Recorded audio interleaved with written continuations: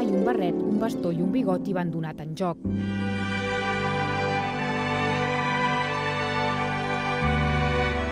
Amb aquests elements i una gestualitat extraordinària, Charles Chaplin va crear el seu alter ego Charlotte, amb el que es va guanyar a base de somriures un gran espai en el record de tot aficionat al setè art. Chaplin est certainement devenu Chaplin, sens dubte, comique ha le plus connu de l'histoire. esdevingut el còmic més conegut de la història i la principal estrella del cinema perquè ha estat capaç de crear un personatge, el personatge de Charlotte, que tots coneixem, aquest personatge amb barret, amb bigoti, amb aquests grans pantalons i aquestes sabatotes.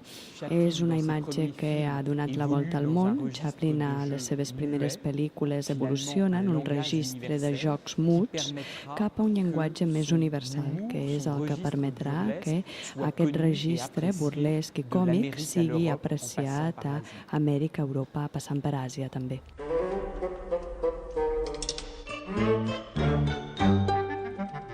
El primer Charlotte era un rodamón sense escrúpols que feia malifetes, lligava amb les dones i robava als amics. A partir de 1918, quan Chaplin funda els seus propis estudis, sorgeix un nou Charlotte, més humà, més refinat i més romàntic.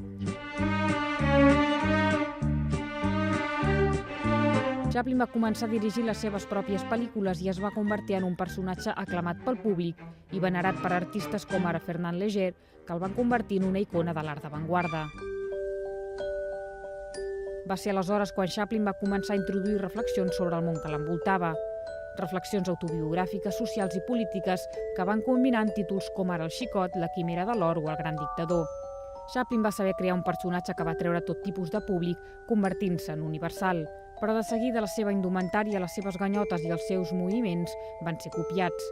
Tothom volia ser com ell. Chaplin va ser capaç de transformar una estrella del cinema de carrotades en un emblema de la condició humana. I ara tot això es pot veure a la primera gran exposició que es presenta a Espanya sobre aquest personatge, a partir dels arxius familiars, alguns d'ells inèdits.